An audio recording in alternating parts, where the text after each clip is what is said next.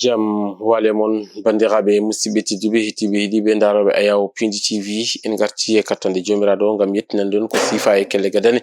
e jayndeji leydi Sénégal. Joni paden koye jayndeji ɗi. Alarba nogas e tati lewru juillet hitande ujunnaje ɗiɗi e nogas e joyi ko sifa e kelle gadane e jayndeji leydi Sénégal. Elen puɗɗoro e jaynde Walf Quotidien hono no jirɗon no ɓe mbaɗiri e gardidi natal mabɓe.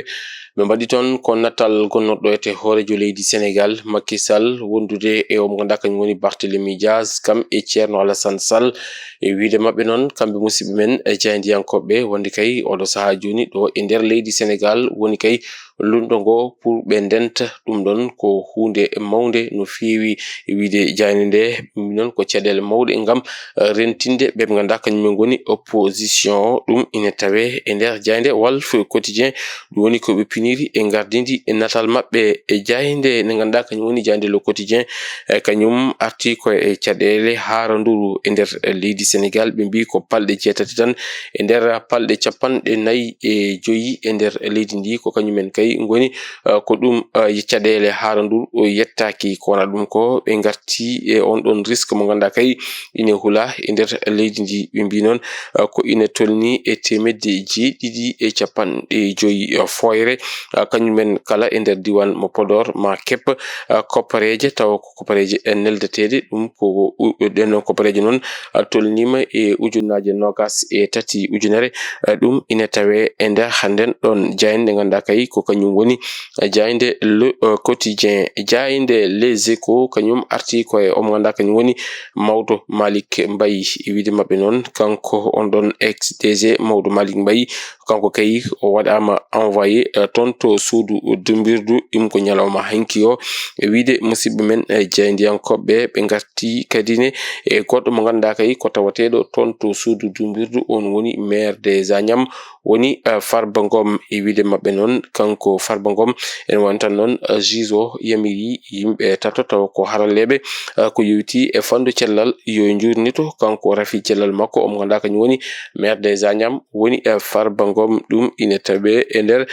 jaynde ganduɗa kay ko kañum woni jaynde Les Échos e hellonayi e nder jaynde nde. Jaynde L'Observateur koyo on fannu kañum nene arti ɓe garti tan ngam famminde ɓe mbi tan kay ko juge o kañum kay yamiri ɓen ɗon haralleɓe tato ko yewti e fannu cellal woni tan ɓen ɗon doctereɓe nde jurnitto ka mo ganduɗa kañum woni Farba Ngom ko yewti alhaali makko hani e rafi e cellal makko kanko maire des Agnam en ciftina omon toon to suudu dumbirdu ko wona ɗum ko goɗɗo mo ganduɗa kay ine hula ine jogori yaade toon to suudu dumbirdu o mo ganduɗa kañum woni Ama Baldé ɗum ko caggal on ɗon manda dare woni pawaɗo e dow makko ɓe garti kadi e Maodo Malick Mbaye mo ganduɗa kay kañum nene ɓe mbi ko neldama toon to suudu dumbirdu goɗɗo mo ganduɗa kañum waɗi porté plainte o mo ganduɗa kañum woni Fou Malade ɗum ko caggal nde o heɓi ɗin ɗon menace uji de mort ine tawe e nder nden ɗon jaynde ganduɗa kay ko kañum woni e jaynde L'Observateur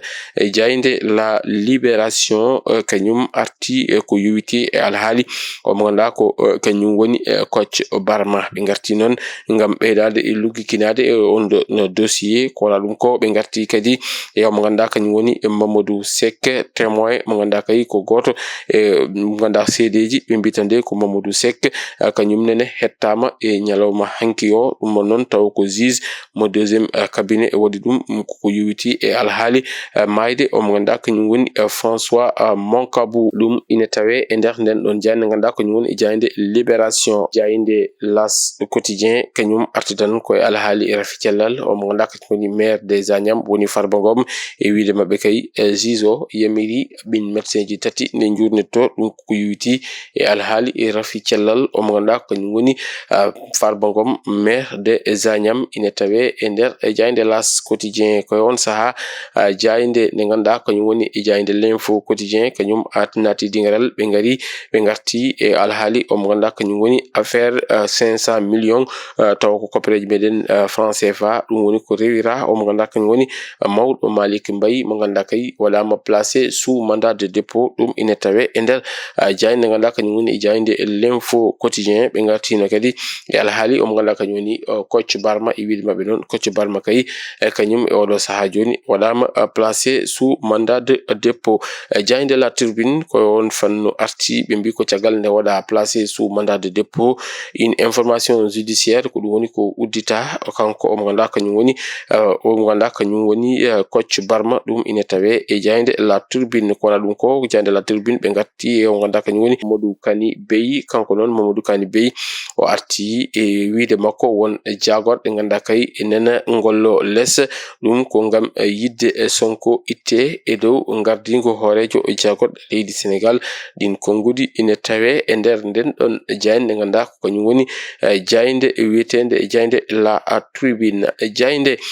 point actu kañum arti koye alhaali Kocc Barma e wiide mabɓe ko influenceur goto initortoɗo Mamadou Moustapha Ndiaye e wiide bakko noon kanko ko seeɗa tan heddino o warto ɗum ko caggal nde sukodebo mo o wonduno wi yo filme hoore makko o filmi hoore makko o neldi ɗum caggal muɗum noon ɗum ɗon yetti juuɗe Kocc o wi ko seeɗa tan heddino kanko o warto so wonano Allah e jinnaɗo makko debbo o jogorno ko wartade ɗum ina tawe e nder jayde ganduɗa kañum woni jayde point actu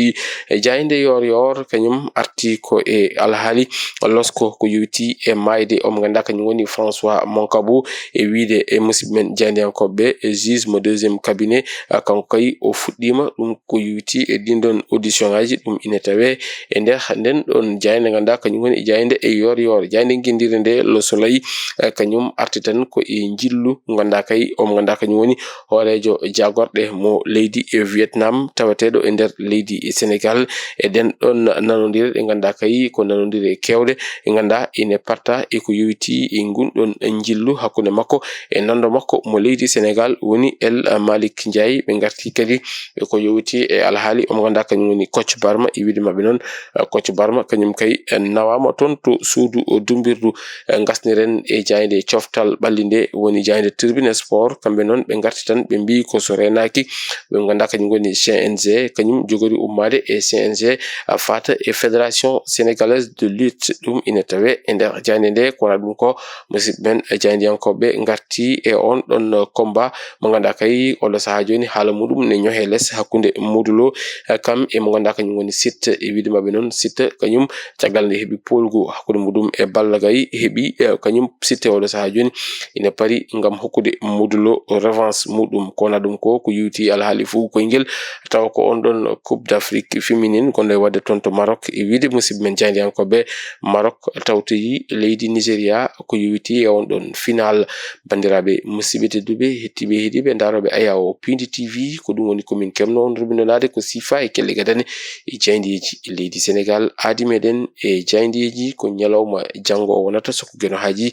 ɗo e nden min mbi on jokke ɗoftade kam e rewindade programme uji ɗi Pindi TV Allah jarama on jarama.